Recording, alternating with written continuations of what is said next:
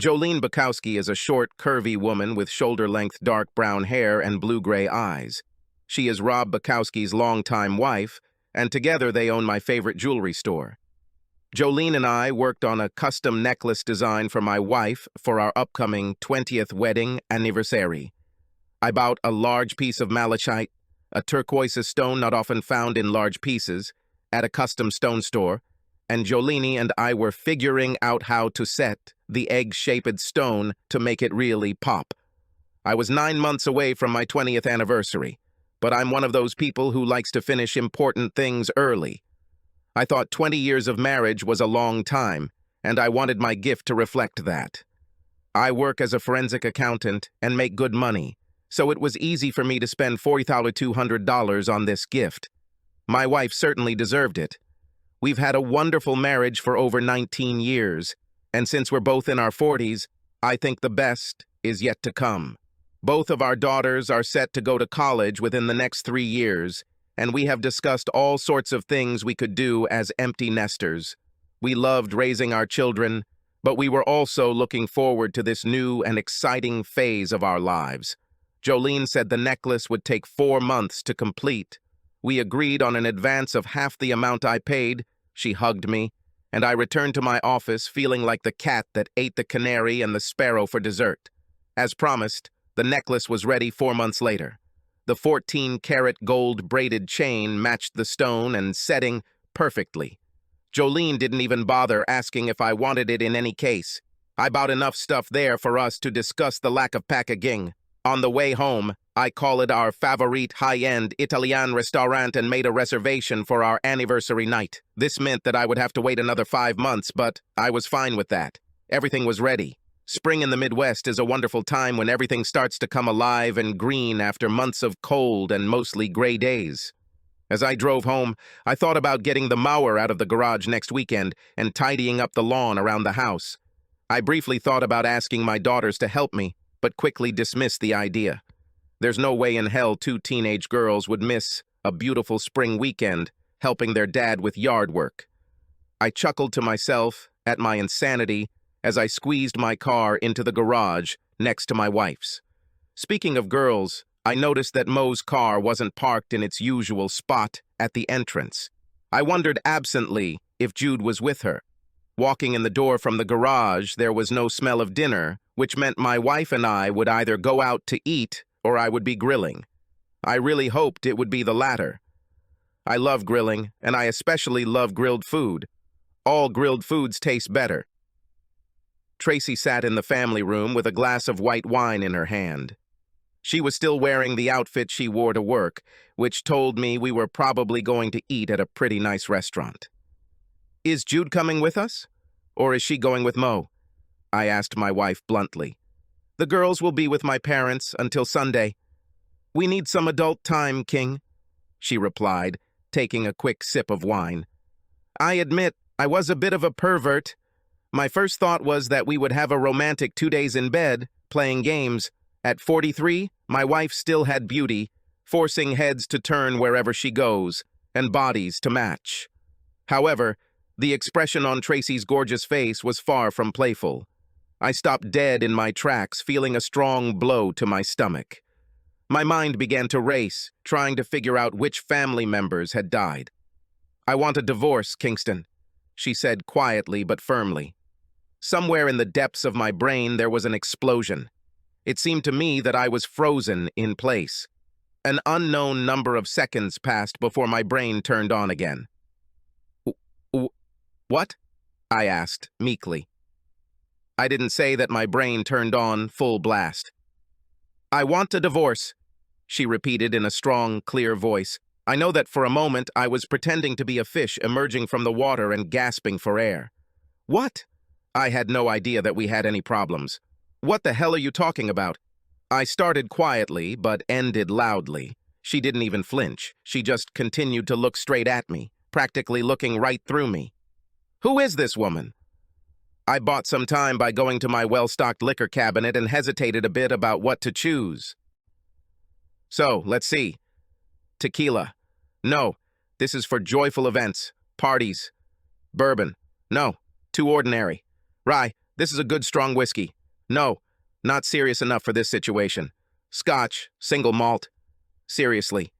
Very serious, I muttered, as if to myself. I poured the equivalent of 2 shot glasses and added 2 teaspoons of water to the glass. When he turned to his wife, her gaze turned fierce. Okay, task completed. Now we're both a little out of our element. What's going on, baby? We hardly spoke. I thought everything was fine. Even better than fine, I said. I love you, King, and always will, but I'm no longer attracted to you, she said. I want to feel attraction again, but I won't cheat on you. I need to get a divorce so I can be free and find someone I can fall in love with. I suddenly felt like I was going to throw up. Instead, I took a good sip of my Glenmorangie and felt the liquid move from my mouth, down my throat, and into my stomach. Out of the blue? That is, I understand that you don't want to cheat on me, but you want to end us without even giving us a chance to return? I asked. It's over between us, King. Why spoil the memory of what we had? From there, everything can only go downhill. And to answer your unasked question, there is no one yet. I wish we could remain friends. If we end this now, I think we can do this and have a mature divorce without all this antagonistic crap, Tracy said. Does this mean that you will be reasonable about alimony? I asked. And you understand that the girls would prefer to stay in the house with me? Yes, she said affirmatively. Tracy remained true to her word, at least regarding child support. However, I was surprised when I received a summons to the office on Monday morning. This meant that all this had been prepared for a long time. I was also a little disappointed that she arranged for it to be given to me at work. Considering we talked about it, I felt like she could serve me at home. This, of course, would have worked better if she wanted us to remain friends, as she claimed. The next day, I took a couple of hours off and took the documents to my lawyer, who was my boss's lawyer when he got divorced 5 years ago. She told me it was a good deal, and if I signed it, she could start working right away. In about 6 months, I'll be on the divorce statistics. Just like that. My daughters were as surprised by their mother's request as I was when we told them about Tracy's request for a divorce that Sunday morning after they returned home from her parents. "What have you done, Dad?" Mo practically shouted at me after Tracy shared her scoop. I expected a negative reaction, but was not ready for an attack, especially since I was not the initiator of this act. Not my doing, not my choice, not my fault, I said. Mo looked from me to her mother. Tracy lowered her eyes. This was the first time she didn't seem completely in control of the situation. Maureen, 18 years old and a high school student, was practically Tracy's double, both in appearance and behavior. She crossed her arms under her chest and glared at Tracy. As she had done many times before in our marriage, Tracy looked at me, expecting me to come to her aid with an explanation. I raised my eyebrows and raised my hands in surrender. "Your circus, yours and the monkeys," I said. Tracy looked at both girls. Judith is 16 years old and a graduate. It took 10 minutes to explain everything to the girls. The question and answer period took another 10 minutes. Excuses and apologies took another 5 minutes. "Sorry, Dad. I guess I was too hasty," Mo said when Tracy was done. Then she turned back to her mother. "What the hell are you, bitch? Did you just throw away almost 20 years of your life with the sweetest guy in the world? On a whim? This is a bad joke, right?" she shouted at Tracy. Tracy stuttered and stammered. She explained everything to the girls no better than to me. She repeated that she didn't cheat on me and didn't want to cheat on me. We continued to live in our house, with me staying in the guest room until the divorce was finalized. 2 weeks later, I received an unexpected call from my neighbor, John Regan, who lives 2 doors down from our house. Mo, Jude, and I had a couple of pizzas for dinner since Tracy was working late. This was something she had to do occasionally in her 15 years of working at First Financial, so the girls and I usually used it as an opportunity to get something yummy for dinner. "Do you have a minute, King, to talk without the girls?" John asked in the tone I usually heard from the Undertaker. Let's go to my office, John, I said, getting up from the kitchen table. Both girls looked at me. I nodded and left the table. So, John, what's happened? I asked. Are you and Tracy all right? Do you know what I mean? John asked, uncertainty. I knew exactly what John Regan was asking. I quickly discussed with myself whether I wanted to cover for my soon-to-be ex-wife. No, everything is not all right with us, I answered. 2 weeks ago she filed for divorce. And what? The silence lasted about 5 seconds, after which he cleared his throat. Because she's in the back room of Beef and Spuds playing makeout with some young guy. Helen nearly spat out her food when they walked hand in hand, and nearly died of a heart attack when they kissed. Damn, I said quietly. Thanks for the info. After finishing the conversation, I looked at the faces of my daughters as they entered the room. If she was telling the truth about not cheating on me before, then I think it will be over tonight or very soon in the future, I said sadly. True, she also told me that she is not dating anyone, so...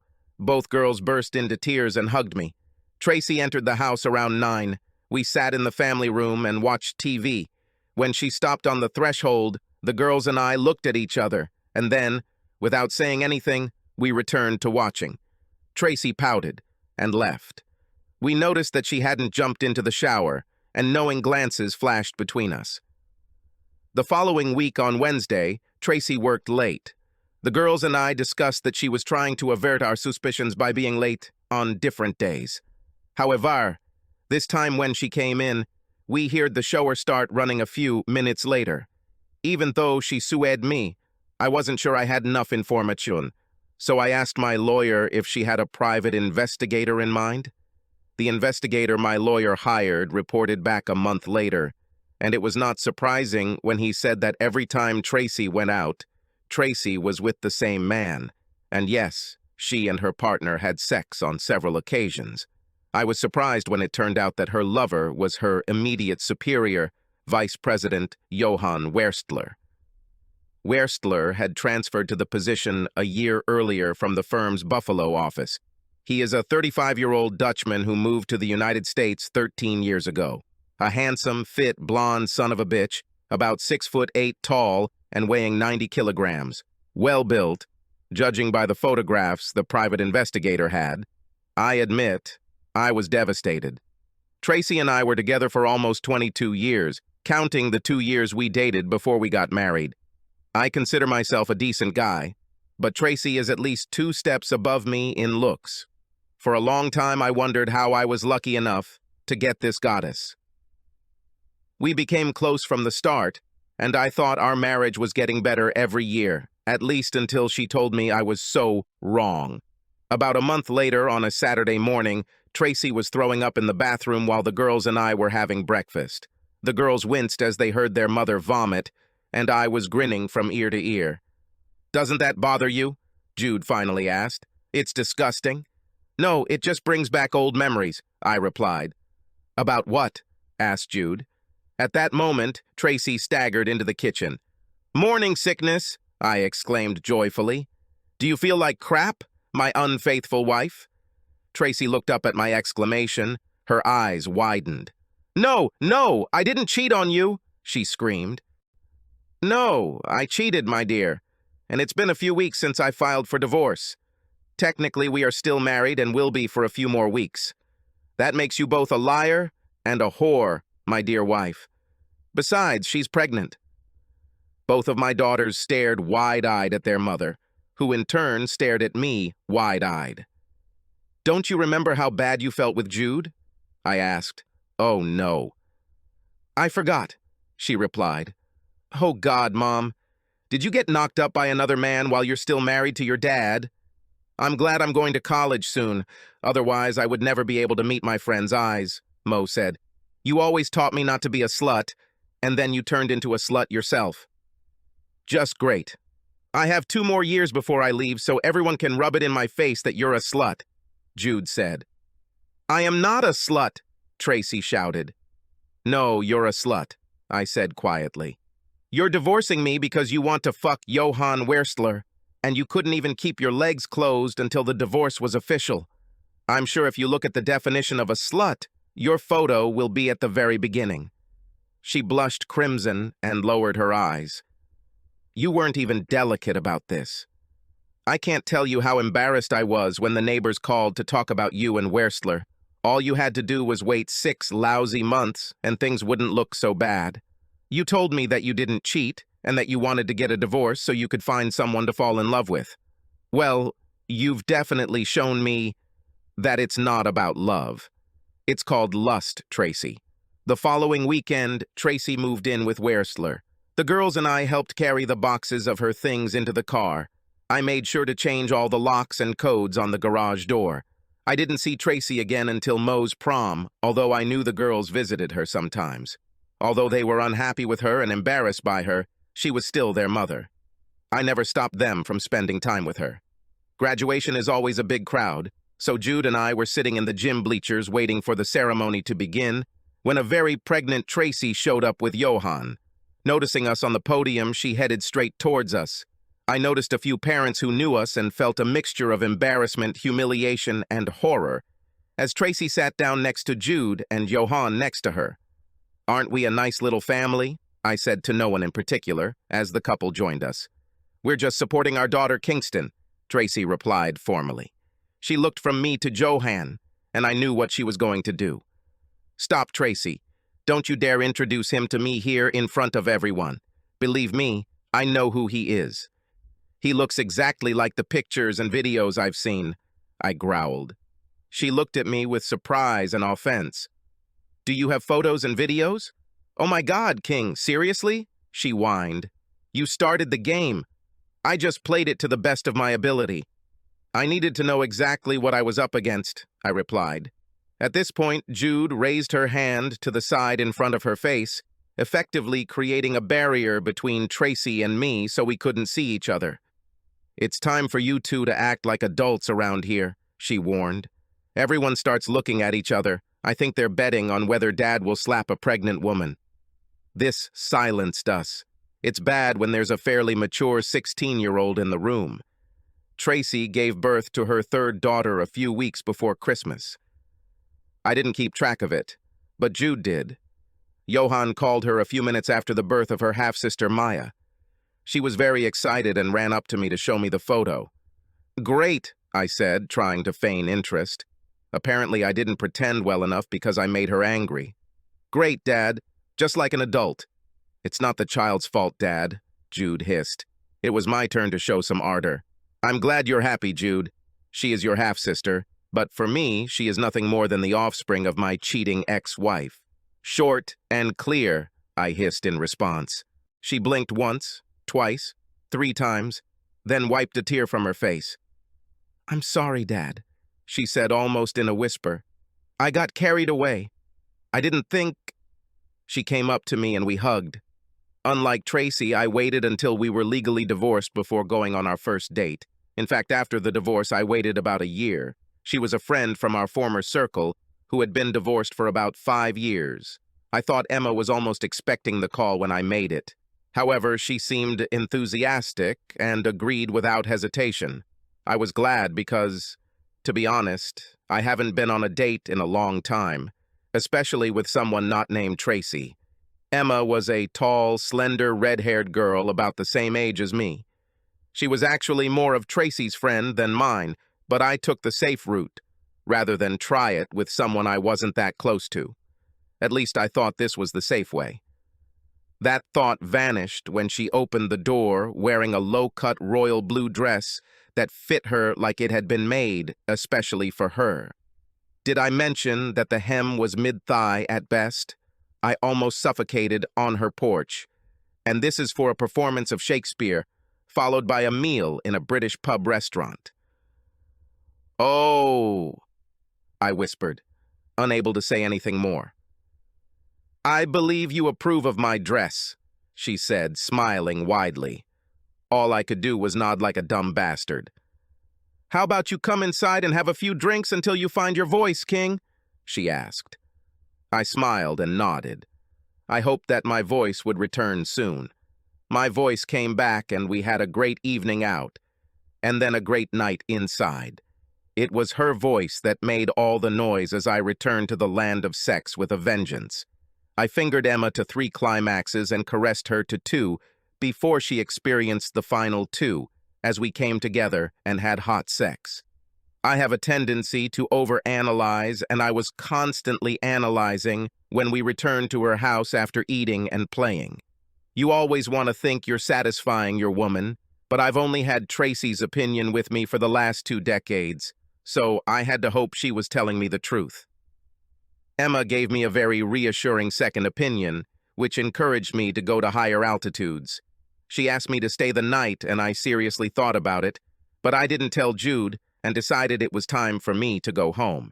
She kindly gave me a reprieve after I explained everything. "Thanks for a great night, King. I'd love to do it again someday." She was delighted. Bingo. I walked into my house a little after 1 a.m. and was surprised to see Jude lying on the couch in the family room watching TV. Outwardly, you look no worse, but you returned much later than I expected. "Is my dad in the game?" she asked. I blushed deeply. Jude is already 17 years old and lives in the real world. "Now you understand, Dad, what it's like when sometimes you tease me when I get home from dates," she said with a smirk on her beautiful face. "May I suggest that Mrs. Donovan is a good date partner?" I blushed again. I was sure that she didn't need an answer and wasn't expecting one.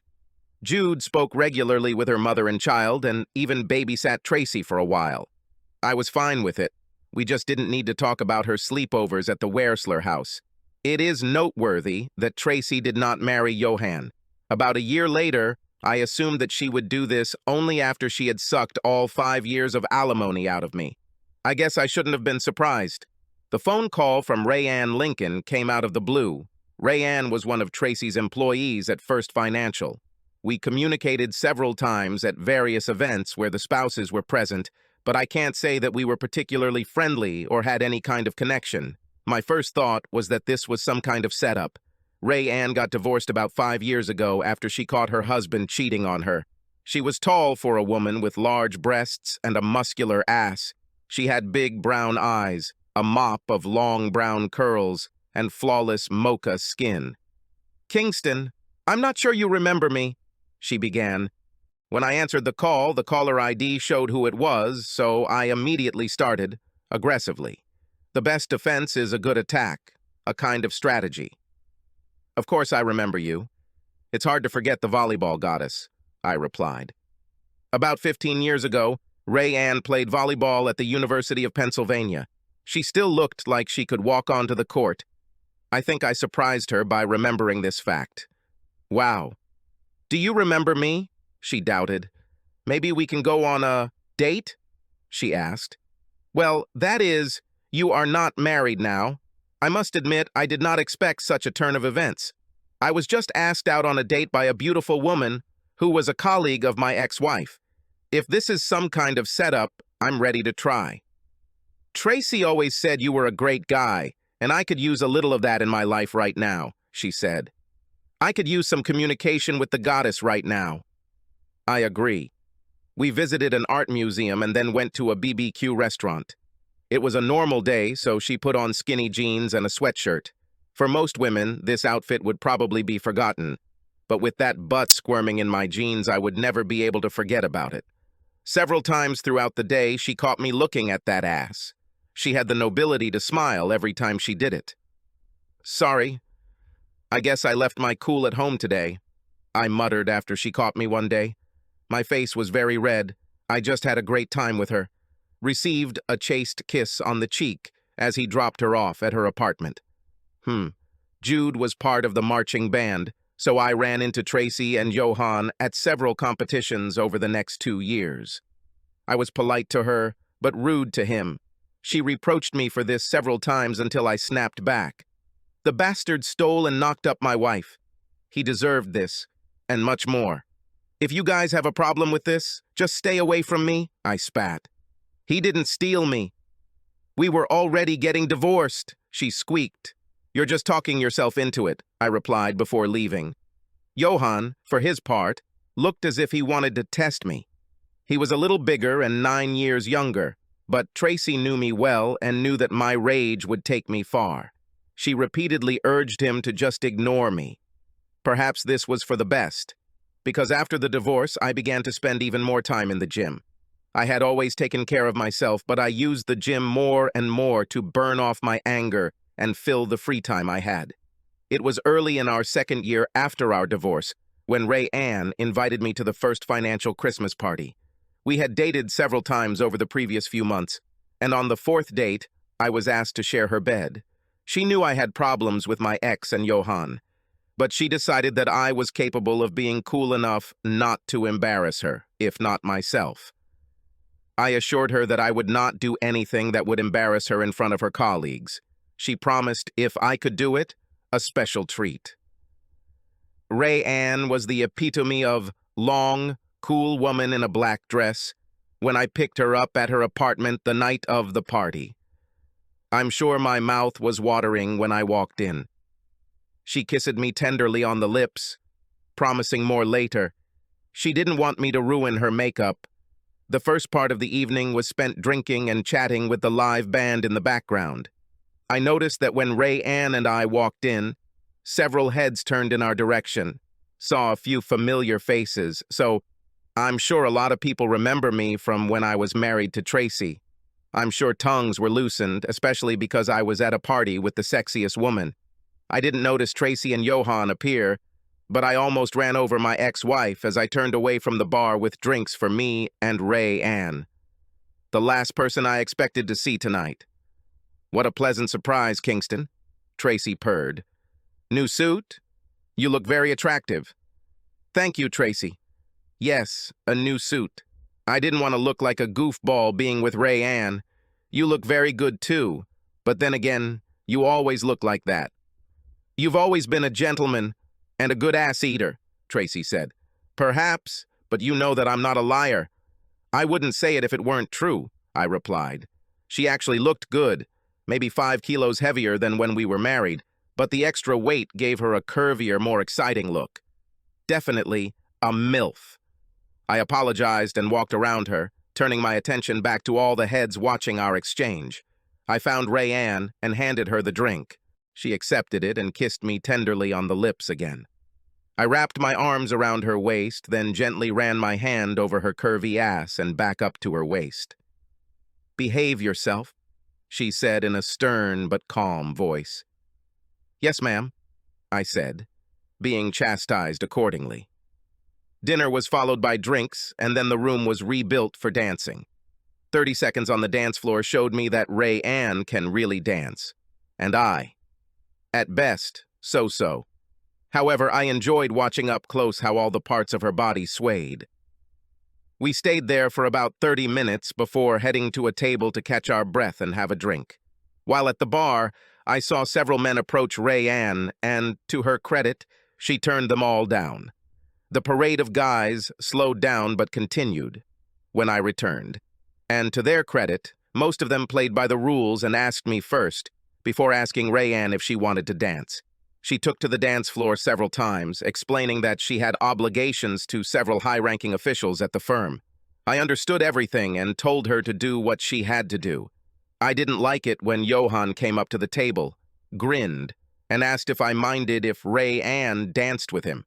Knowing full well that he was the vice president, I nodded slightly, and he extended his hand to Rayanne.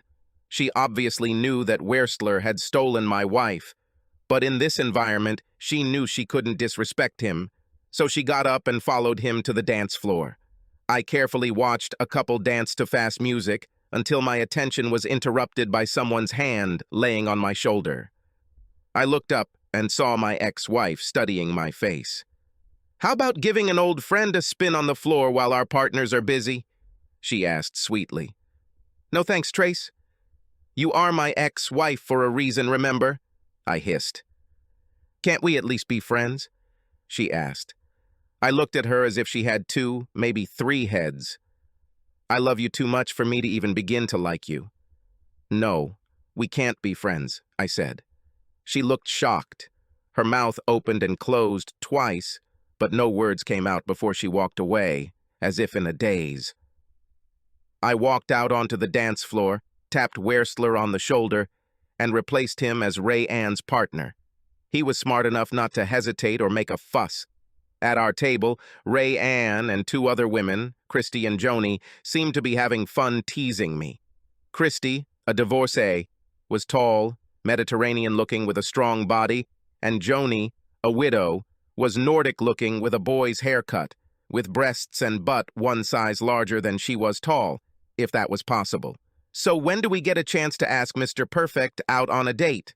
asked Christy. "By now you've probably already tried Rayanne and should be looking for other conquests. Being a single guy." She batted her eyelashes flirtatiously and then laughed along with both of the others.